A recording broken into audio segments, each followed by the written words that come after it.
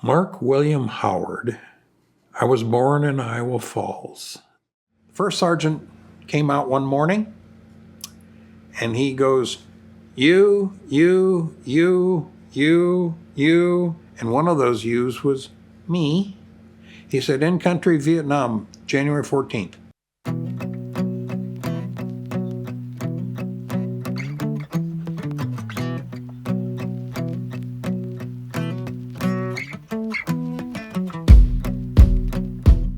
Army taught me how to fly and then sent me off to die. The life expectancy of helicopter pilots in Vietnam did not have the longest trail of numbers. I did get shot at. I found out what it's like for your aircraft to get hit. I found out what it was like to have a midair in Vietnam. Even though it was only 3 feet off the ground, we still hit the aircraft in front of us. It destroyed that helicopter, did a real number on ours. Was I afraid? I was doing my job.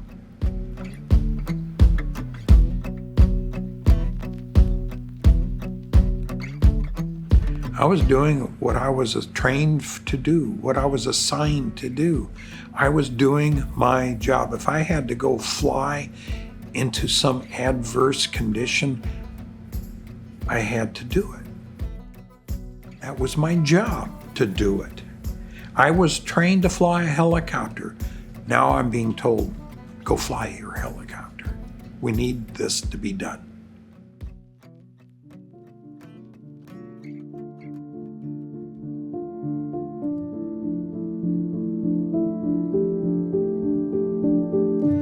Vietnam is a jungle environment.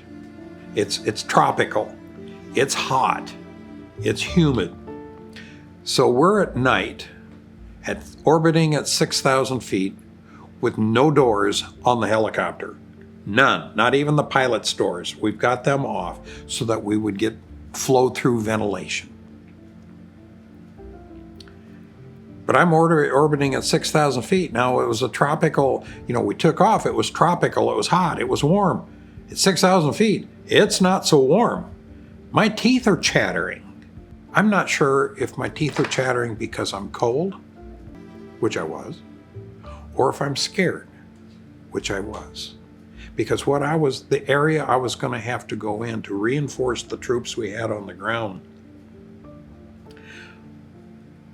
was thick. It was high trees. We had to stop. We had to make an approach, stop above the trees, pick our way down through the trees to offload the stuff we had for them, the guys on the ground, because they were already there.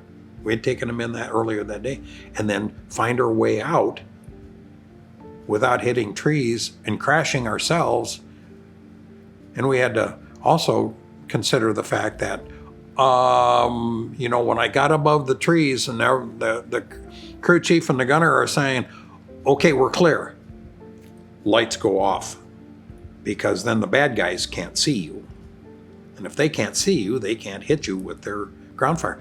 Now, while we were making the approach, we could see the strobe. The guys on the ground had a strobe going, a single strobe.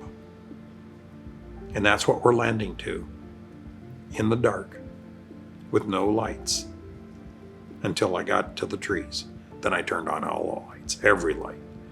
But there was 5 other strobes going around us in an effort to confuse us to make an approach to land at the wrong one. They didn't fool anybody that night, but they have fooled others at times. And they paid dearly for that. They paid with their lives.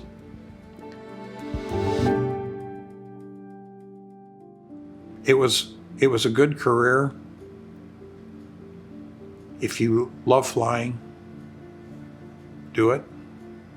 You will not, like I say, you're gonna be bored a lot, but there's gonna be things you're gonna learn.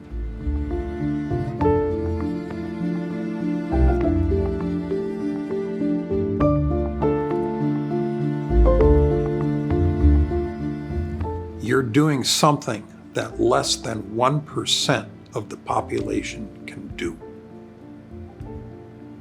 Almost nobody else can do what you're doing. And that's kind of wow, that's unique to think of. And you're doing it. You know how to do it. You've got thousands of hours doing it.